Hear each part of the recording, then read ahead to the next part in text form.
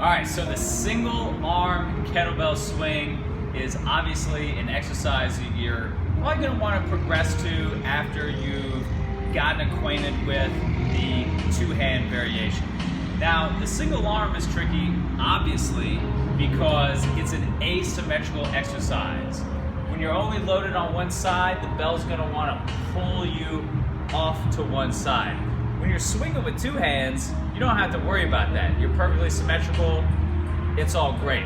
When you're dealing with one hand swing or most any asymmetrically loaded exercises, you're really gonna have to keep your mind on a few key critical things. Hopefully I won't forget any as we walk through the process. Something that I think is very, very important that a lot of people don't consider, especially in the swing, is the concept of mid-foot balance. Because we have this pendulum motion going with the swing, we often don't really notice that we're kind of rocking from heel to toe. Very, very important that you keep your center over the center of your foot, okay? So it's a little bit tricky to think about, but keep in mind, when you're in your backswing, you want to be balanced on the midfoot. When you come up to the top, you want to be balanced in the midfoot. When you're switching in between, you want to be balanced on the midfoot. So for anybody who's having issues moving from the double arm to the single arm swing, keep that in mind. How is your balance on your feet? And you can check yourself just by doing this hip hinge motion without the weight. And then you can kind of start to see, am I pitching forward, am I pitching back? So that is point number one.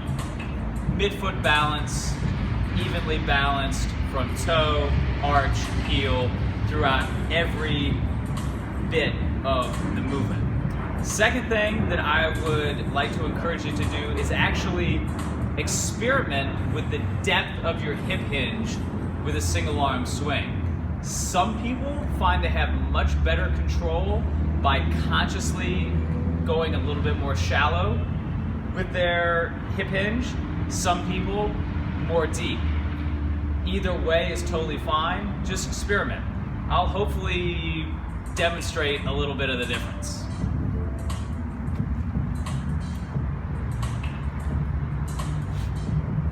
This would be something a bit more shallow. I'm still getting a good hip extension. I'm still keeping my spine neutral. This would be an example of something a little bit deeper.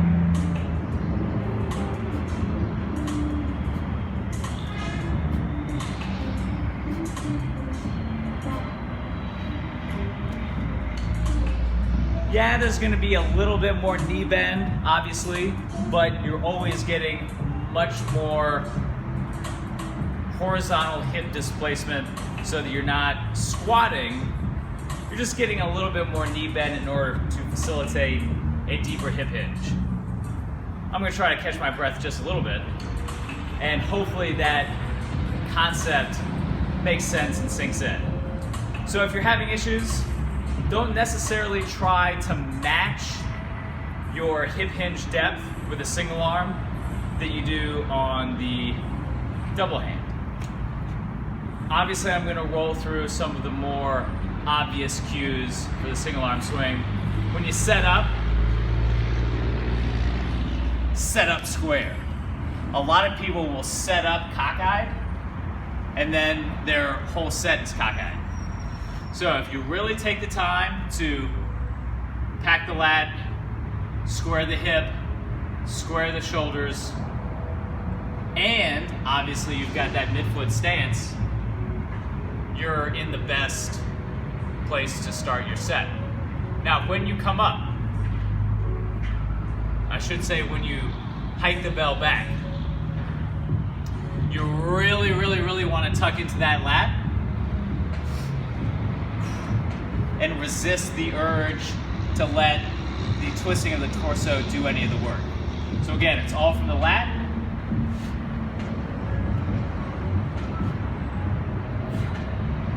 See, I'm losing my midfoot balance a little bit. There we go. So that's another thing to practice, is just the hike. Once you've got that, we're probably all familiar with the cues at the top to either bring your free hand up into a guard position, which will help square you up, or you can tap. Either one is fine. You also just want to make sure that when you come back into the backswing, you're not letting this arm go way out, which is gonna, again, contribute to that twist. So I'm just gonna demonstrate a couple of more reps just to kind of bring all this into play. Set myself up into a strong hinge, loading my working side, strong hike, and I'm gonna do a couple guard and a couple taps.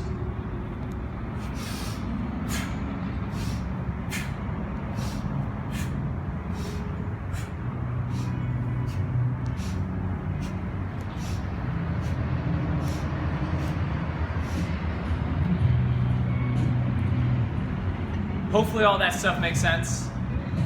Take it a piece at a time. To be fair, a little bit of twisting with a single arm swing is almost unavoidable, but you can do a lot to help mitigate that asymmetrical load.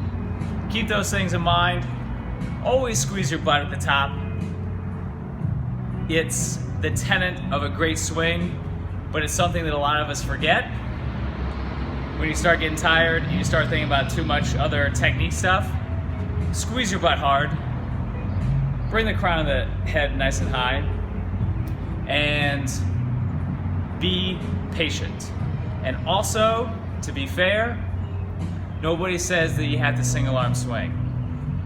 For some folks, it just never quite clicks, and if that's the case, two hand swings feel okay, knock them out. That was a rant on the single arm swing. I hope you got something out of it. Enjoy.